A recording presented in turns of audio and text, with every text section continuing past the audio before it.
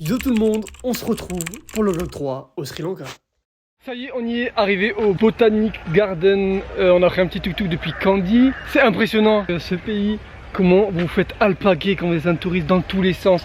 On a vu des locaux nous voir au loin et venir en courant vers nous pour nous dire ouais venez je vous montrer un truc. Là on a pris un tuk-tuk, on n'a rien demandé. Il nous a amené genre dans un truc où il faisait des crèmes naturelles etc. Alors c'est hyper intéressant mais à la fin forcément ils voulaient nous vendre des crèmes etc. Bon on comprend, il faut qu'ils gagnent leur argent mais bon à tout va au bout d'un moment ça commence à être un petit peu chiant. Bref on espère que ce sera pas pareil dans les villes un peu plus touristiques où ils ont l'habitude, mais là en tout cas dans le plein centre du Sri Lanka à Kandy c'est un peu la guerre. Du coup là on est comme je le disais au parc botanique et ça a l'air pas mal du tout, sympathique. Qu'est-ce que t'en penses avec ta casquette Sri Lanka monsieur? Oh, il est pas stylé, samba du Sri Lanka. Du coup voilà, là on se balade un peu, on va voir ce qu'il y a de beau dans ce parc.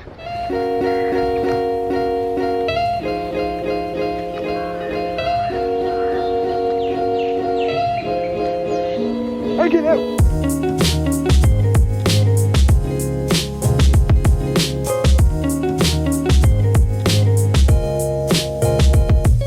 Alors ces arbres sont chargés d'histoire, ces racines ont plus de 1000 fois notre existence. Ces arbres ont été implantés ici pour justement pouvoir respirer de l'air pur dans ce jardin botanique.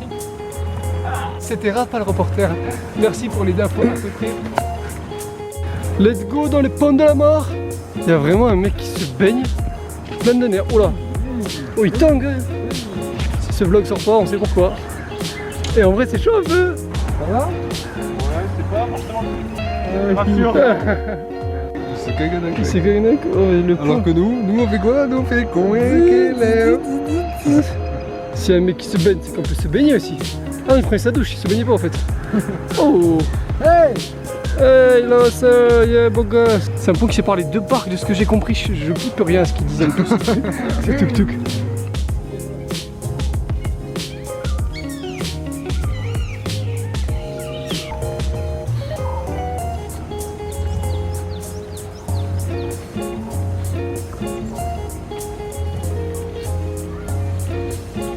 C'est un potoche, ça casse pas trop potin là.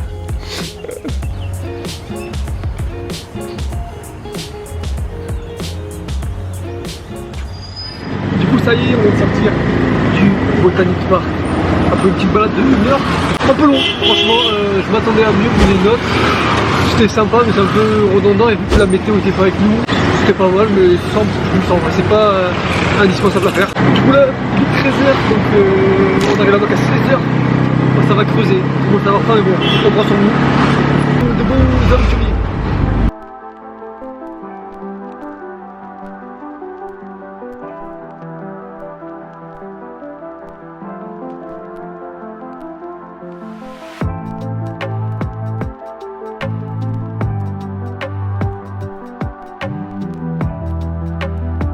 Après 3 heures de tuk-tuk, nous voilà arrivés à l'hôtel situé juste à côté de la Dame Speak. On nous a menti sur la météo. Ils sont censés faire 30 degrés tous les jours au Sri Lanka. Et là, voilà, on est full pluie, il fait plus gris. Oh là là, notre plan de demain. En tout cas, on est arrivé au petit hôtel. Après 3 heures de tuk-tuk, c'était costaud en tout cas. Très bon chauffeur, ultra safe. Et ça passe crème en vrai tuk-tuk.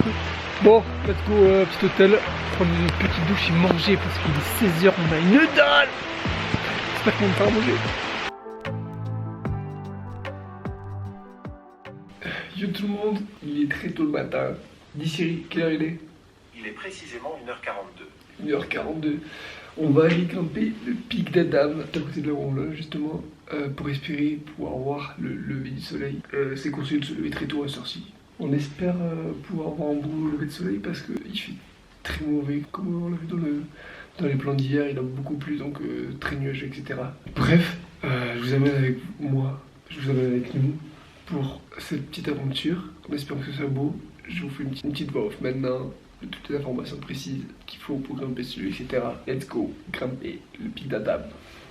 Alors l'Adam Peak, qu'est-ce que c'est? Donc comme vous vous doutez, c'est pas juste un sommet qu'il faut gravir pour voir le lever de soleil. Non, de base c'est un lieu sacré, que ce soit pour différentes religions, que ce soit bouddhiste, hindouiste, chrétien ou même musulman.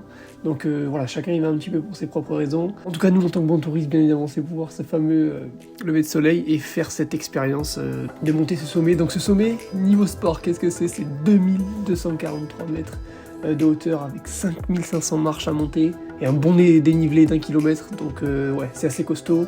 Il y en a pour 2-3 heures d'ascension. On a fait le mauvais choix d'y aller un samedi matin, donc samedi matin à 2h du matin, et le premier week-end des vacances scolaires. Bien évidemment, on ne le savait pas du tout.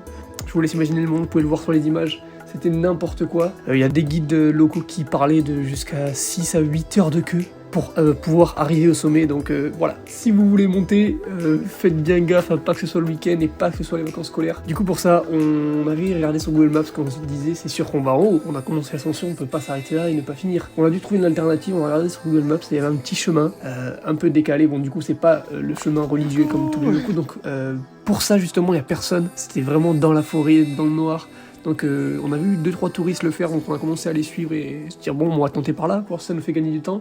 Et effectivement, il n'y avait personne, ça nous a fait gagner du temps, ça nous fait passer par l'autre côté de la montagne, mais arrivé de l'autre côté, il y avait aussi beaucoup de monde, mais cela nous a permis d'arriver au sommet de l'ascension et pouvoir contempler ce beau lever de soleil que vous pouvez regarder juste ici.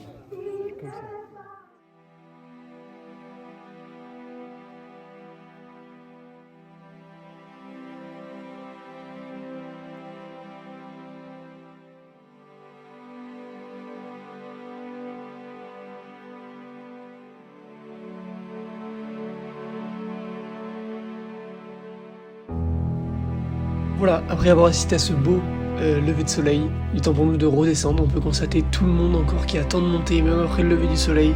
Comme je vous l'ai dit, jusqu'à 8 heures d'attente. Honnêtement, c'est une vraie expérience à faire. Je vous conseille de le faire si vous passez au Sri Lanka, mais juste renseignez-vous bien à l'avance. Waouh, il est solide le cousin. Du coup, il va monter comme ça. Ça, c'est un monstre. Une fois l'ascension finie et la redescente, parce que oui, il faut pas oublier la redescente, parce qu'au niveau des mollets, je peux vous mentir que ça pique. Direction l'hôtel pour récupérer nos affaires, prendre une petite douche, et pour changer de ville, direction Ella. Pour se rendre à Ella, on a donc pris le train et ce trajet est qualifié du plus beau trajet en train effectué au Sri Lanka, donc avec des paysages à couper le souffle. En plus voilà, c'est les trains sri-lankais, donc les portes ouvertes, on peut mettre les pieds dans l'air, etc. Bon, on n'avait pas un super temps, donc le ciel était un peu gris, mais je vous laisse quand même découvrir ces belles images.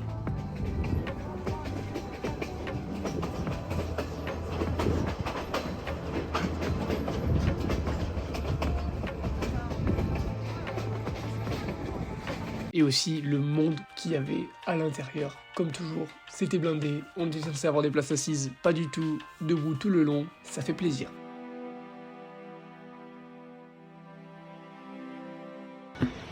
Nous voilà à Ella, après toutes ces péripéties. Waouh, KO là, on a passé une bonne nuit de sommeil récupératrice de fou. Du coup hier, dès qu'on arrive à Ella, en sortant du train, on allait manger un petit bout, on est revenu ici. On est direct allé se coucher, on était KO donc. Et là on se réveille le lendemain matin. Et je peux vous montrer cette vue de l'hôtel imparable qu'on a, impeccable.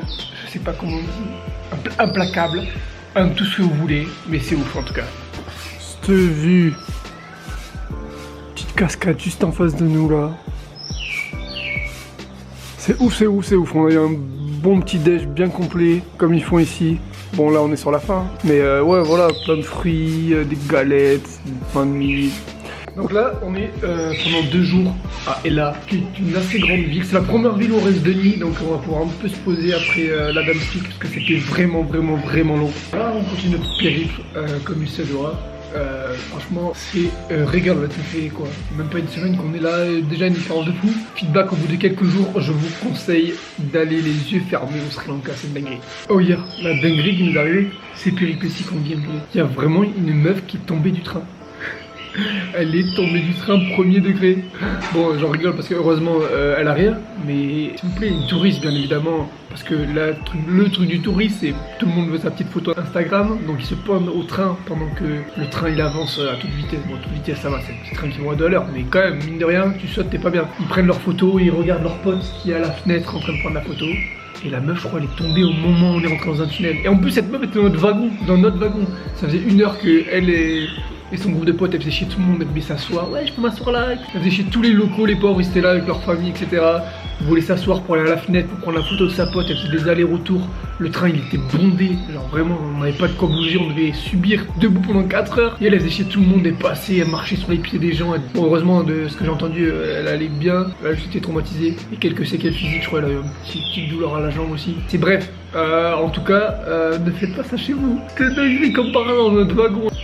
C'est abusé, quand tu vois ça sur le coup, t'es bleu, t'es là, oh, qu'est-ce qui se passe, tout le monde était là, et les gens ils commençaient à crier, pleurer, tous leurs potes. En vrai, chaud, mine de rien, à voir ça, t'es pas serein, t'es là, oh, est-ce qu'elle est tombée? Le karma qui les a frappés. Heureusement qu'elle a rien quand même, heureusement qu'elle a rien. Bref, que de péripéties, that's it, c'est tout. Donc du coup, cet après-midi-là, on s'est dirigé vers le Little Adams Peak, le petit frère de celui qu'on avait fait la veille. C'est vraiment le Little parce que pour le coup, c'est que 20 petites minutes d'ascension. Bon, encore quelques petites marches qui piquent au niveau des mollets là, après avoir fait cette longue ascension. On n'était pas tout seul en plus pour faire cette balade, on était accompagné de 2 Français qu'on avait rencontrés justement lors de l'ascension de la Peak. Et voilà, il s'avérait qu'ils faisaient quasiment le même parcours que nous, donc on s'est suivi pour pas mal de petits spots, c'était fort sympathique. Shout out à eux d'ailleurs s'ils regardent cette vidéo. Et voilà, je vous laisse sur ces quelques petits paysages, et c'est une fin de vlog qui va s'annoncer. Merci à vous d'avoir regardé cette vidéo, j'espère qu'elle vous a plu. N'hésite pas à t'abonner si c'est pas déjà fait. Lâchez ton meilleur like, ça me soutient fortement. Et on se retrouve la semaine prochaine pour la suite des vlogs au Sri Lanka. C'était Rafale. Prenez soin de vous.